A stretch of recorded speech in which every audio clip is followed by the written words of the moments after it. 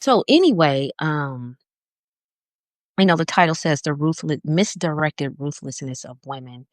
And I wanted to talk about this because, well, first off, I started writing about it. I had my draft that actually started just this past weekend. And, and then, things and stuff happened. My mom's in the rehab facility. And so there was just a lot going on this weekend with that. And so, but then I hear about this Aisha Curry thing, right? And so I thought this was really interesting. This is a perfect segue into what I'm writing about. I can add that element to it, right? And so when talking about the ruthlessness of women, right? And how I'm relating it to what's going on right now with Aisha Curry. Excuse the background noise, you guys. I have a very noisy son. He's doing things. So anyway, I thought about the because what I found interesting was how women came for her. And I took a step back because, as I always do, I love to observe, right? And I said, well, really, what she just did was just express herself. I mean, if you really just take all of the extra drama of social media and, all of the glamour, because this is still all glamour. If you remove all of that, all you have here is a woman expressing herself, right? And I really think that the problem that a lot of women are having with her expressing herself this way is merely the delivery and how she chose to deliver it. She utilized social media. Now, women get on social media all day long talking about their problems.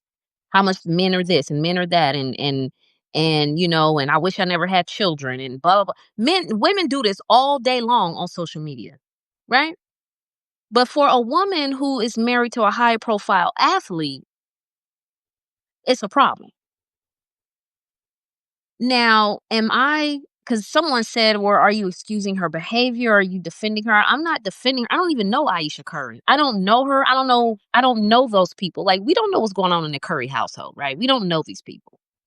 So it's not about me defending her or excusing her behavior. First of all, who am I to excuse anything? She didn't do anything to me.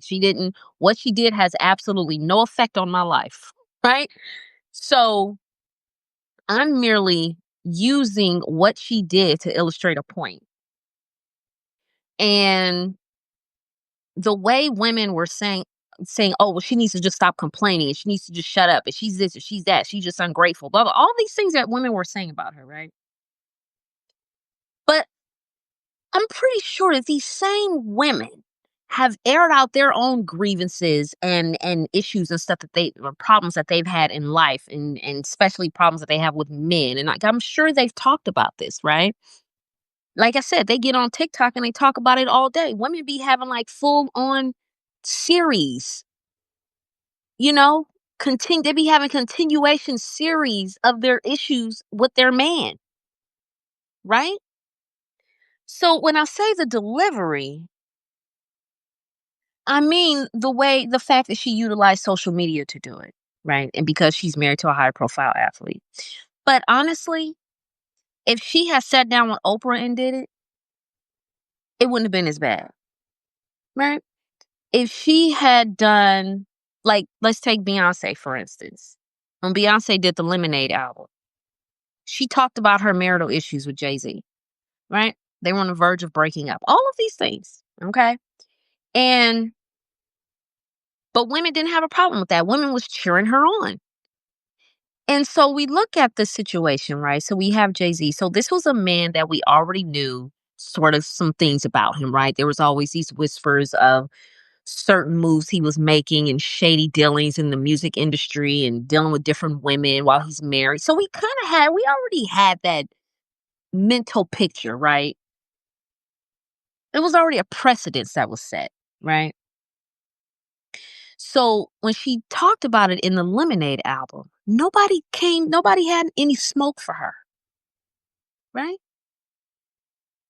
So I thought that was really interesting that in her and when she did it, it wasn't a big deal, right? So we look at and so but I really think the other part of this is because of how Steph Curry is presented, right? He's like this. We don't hear anything negative about him. We don't hear about him, any sort of shady dealings. And we don't hear about him having extramarital affairs and doing all of these things. He's like this stand up guy, right? And the way he's presented, he's very personable, right? So for her to do that, women come for her, right? And so when we talk about the ruthlessness of women and how it is misdirected and how it's directed towards other women. Women don't have that same kind of smoke for men as they do women. Now, will women get up there and be catty and talking about men and men are this? Absolutely. Like I said, they do it all day long, right? But there's something different. It's the execution is different. Like as a woman, if women come for you, it can actually like really it could really affect your mental and your emotional state in a way that it doesn't affect men, right? Because women, we carry the wound, right? We have this, everything is internal for us. So when other women come for us, it can be very, what's the word I'm looking for? I love to expand y'all's vocabulary. So that's why I come up with all the words. But when women come for you in that manner, it can be very hurtful. And this takes me back to when I said that women hide behind the patriarchy. They hide behind men so they can throw stones at other women, right? So this ruthlessness and how it is misdirected, and instead of women taking that same energy, that ruthlessness and that cunning, and taking it and utilizing it to make their own power moves, bring other women together in a community and make power moves. Because see, when you're making power moves, when you're executing these things, you have to have there it takes ruthlessness and it takes cunning, right? We have this thing where we think that in order to gain power, we have to be very what's the word? It we have to be we have to be nice. And I put nice in quotes, right? And there's nothing nice or kind about accumulating and executing power. Now, can you do is there certain aspects of it where you want to be integral? Absolutely. Right.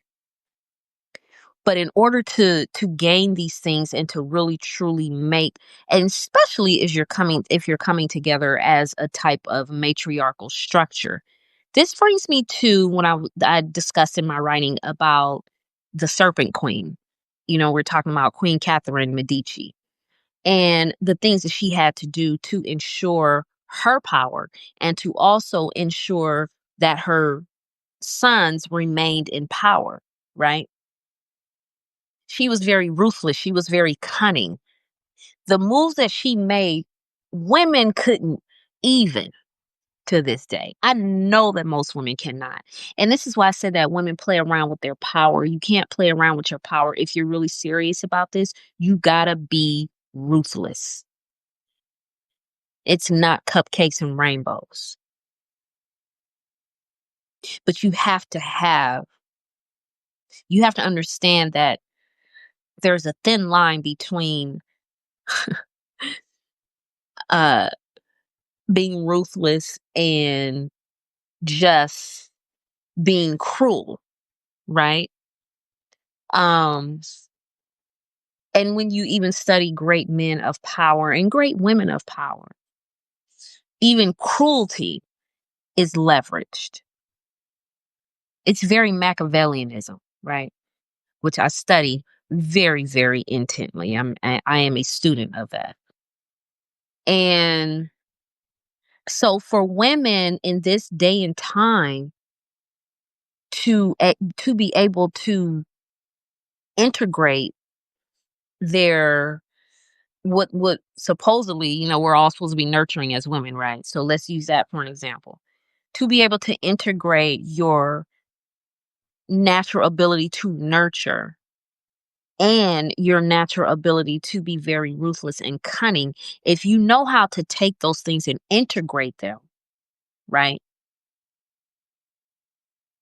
You could find yourself in a very powerful position. So within a matriarchy, right?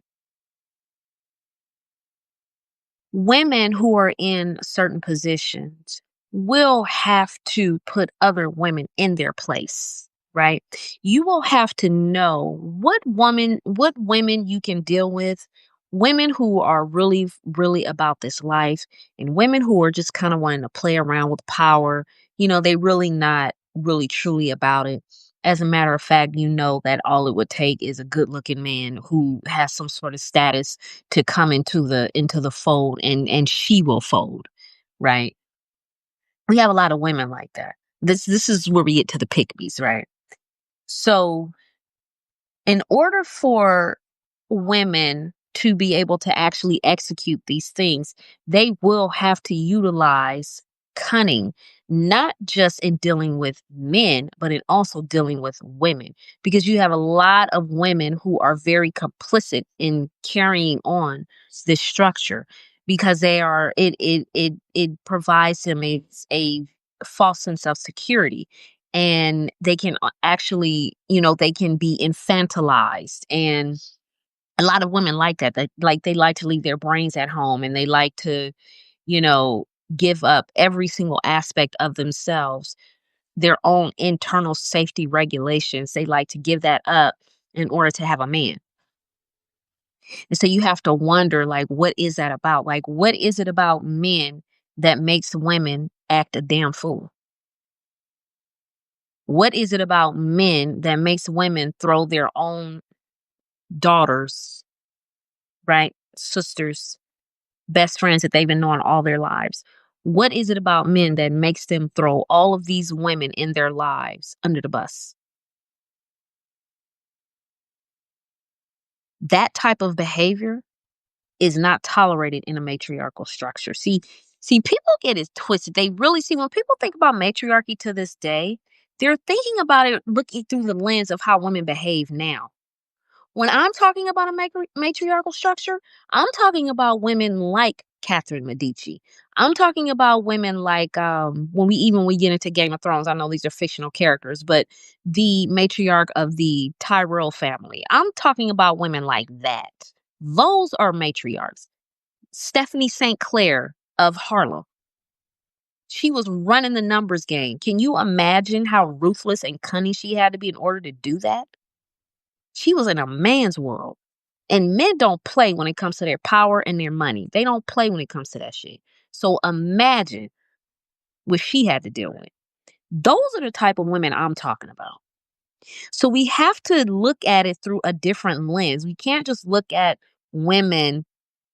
We can't look at a matriarchy the same way and looking at it through the lens of how women behave to this day. We can't do it that way, right? So because there was this dude on TikTok, and he said to me, "Do you think that women really do have the ability to build and maintain protection and an infrastructure?" I absolutely do. Why? Because women like me, if I know me, right? I know my mind. So if you take a woman like me and women like myself, we absolutely could make that shit happen, right? So there are those of us who are true matriarchies. There are those of us who will not have a problem with making certain choices. Okay? So um the ruthlessness of women and how it's misdirected, right? And we can look at that also from that jealousy, because I've often said that women's biggest issue is jealousy. Jealousy is an emotion. right? If you can take because jealousy drives women to do really crazy shit, right? So if women could take that energy of that jealousy and transmute it, right? Take that jealousy and transmute it into cunning. Think of what you could get done with that. Jealousy is very powerful. So think about what you could do with it if you transmuted that energy. So, um, this was really on my mind today. And so like I said, I've been trying to go live. I think this is the third time. Let's say the third time is the charm, right? So I was able to do it without being interrupted. So, I'm gonna go ahead and wrap this up because I have to go do dinner and all that good stuff, right? But, for those of you women who are interested in working with me, my website is in my bio. You can go on there and see my offerings. You can DM me here. I did start the War Room, and that is on my website, the school website. I can also give you that. I was not able to put that link in my bio. So I'll put it in once I finish this live and it's uploaded, I'll put the link in there as well. So if you are interested in working with me, I have one-on-one coaching. I have other offerings. Go to my website. Like I said, it's in my bio. I also, like I said, I've started this publication where we're dealing with all things dark feminine. And in that, and what I'm teaching in there is strategic communication, how to use your darker feminine wiles to create the life that you want, create the life that you desire, not just, how to get a man, right? I mean, though that is an aspect of it, you can totally do that. But we need to go past that. Women need to learn how to use that energy to create the life that they desire, right? Because when we're getting into the dark feminine energy, we're really dealing with that primordial energy, and that's very powerful. So, if you're interested in that, just DM me, and I think that's it. So I'm gonna wrap this up, and I'll see y'all on Substack. Okay.